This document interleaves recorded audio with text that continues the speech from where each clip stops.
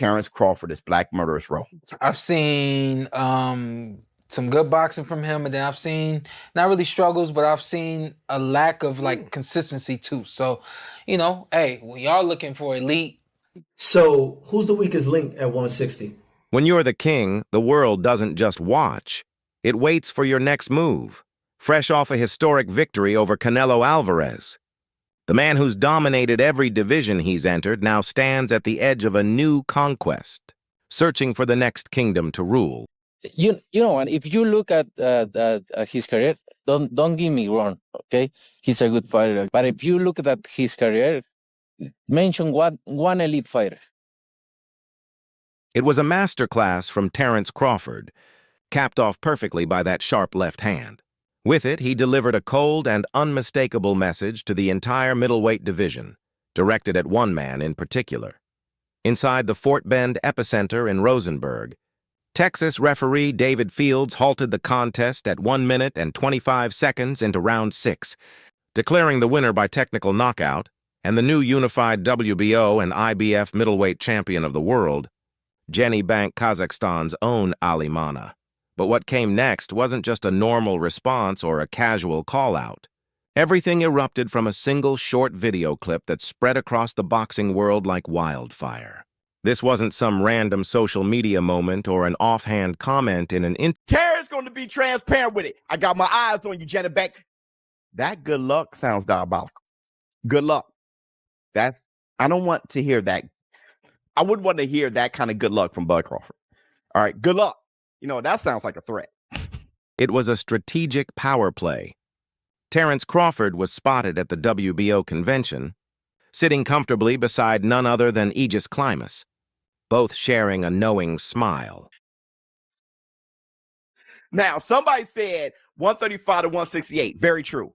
35, 40, 47 for a while. See, some of that stuff isn't pit stops, right? 35 was there. 40, collect everything. Undisputed 47, campaign there, right? 54, 168, go back to 160. That's to be, that's 6 weight cut. You cannot say that's not better than Manny Pacquiao and Floyd. If the name doesn't ring a bell, it should. Aegis Climas happens to manage the very man Crawford was about to target, the unified middleweight champion, Janibek Alimkhanuly. With a confident grin, Crawford looked straight into the camera, pointed, and said, "I got my eyes on you, Janibek. Good luck." The pound-for-pound king, sitting right beside his opponent's manager, had just declared his next mission. A potential super fight was now clearly on the horizon. And the way Crawford said good luck carried a tone that sent chills. It didn't sound like a wish. It sounded like a warning. Even commentators joked that if Crawford ever told them good luck like that, they'd take it as a threat. Janibek's first public reply was almost comically calm. He simply reposted Crawford's message video on his own social media, captioning it with a short, polite, "Thank you, bro." It looked like a respectful nod from one champion to another. Beneath that brief response lay a much deeper strategy waiting to unfold. Interview. Janibek isn't sitting around waiting for Terence Crawford. He's not begging for the fight, nor merely agreeing to it. Instead, he's constructing a fortress and daring Crawford to step inside and try to take it from him. Here's Janibek's grand, multi-step master plan, one filled with risk at every stage. He's made it crystal clear that his sole mission is to capture all 4 belts at 160 pounds. His eyes are fixed on becoming the undisputed middleweight champion, and he's not waiting around for Terence Crawford to decide his next move. Instead, Janibek intends to clean out the division himself. He even stated publicly that Crawford doesn't need to go after Adams, referring to the WBC title holder, Carlos Adames, because Janibek plans to handle that business personally. There's a potential big fight that could be made of the winner of this, and Terence Crawford could be looking at it. Just wanted to get each champion's thoughts on the potential of a mega fight if this can get acquired. Yeah, дайынбыз біз. Әрине, ондай жекпе-жектер біз үшін үлкен жақсы жекпе-жек болады, мен ойымша. Да, я готов. Это для меня будет очень хороший бой. Всем болельщикам.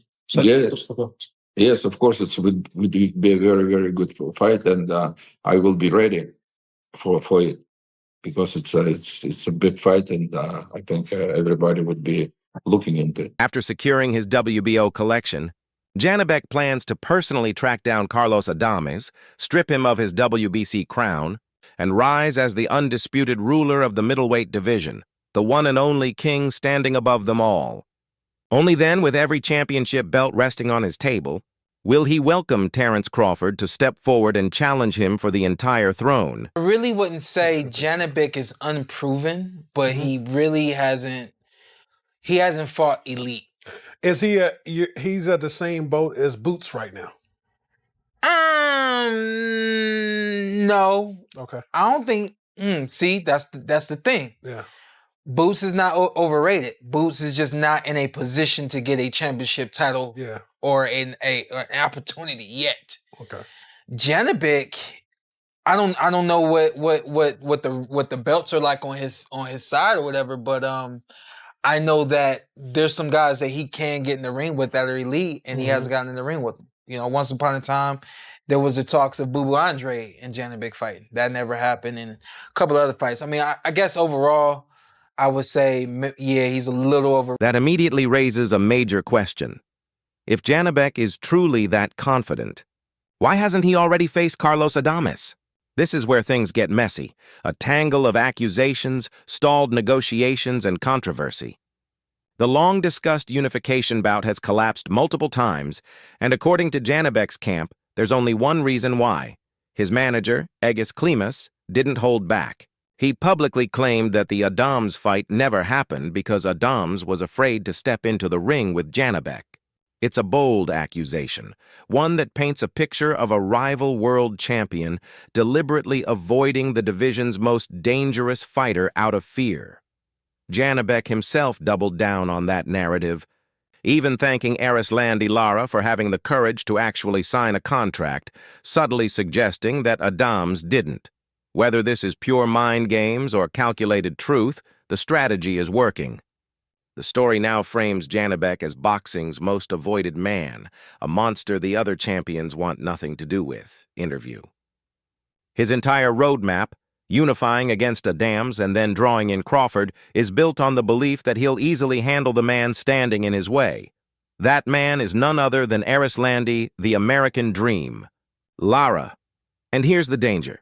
Nearly everyone, including Janibek himself, seems to be overlooking the 42-year-old Cuban legend. A mistake that could turn his grand strategy into a disaster overnight. Bring out the broom and sweep this shit. Right. I got Crawford beating Janibek. I got him beating Janibek. I just think, I mean, I haven't seen much on him, but I've seen enough on Crawford, and I'm not going to judge Crawford over his last performance from Canelo, because there was, I don't care what a person say, they could say that Canelo's washed up, they say this, they say past his prime, yada yada yada. That's not what I'm looking at. I'm looking at how he executed the plan and how he neutralized the threat. So he did a phenomenal job with that. Bowman came up with a great game plan for that. I really believe that Janibek can get outboxed.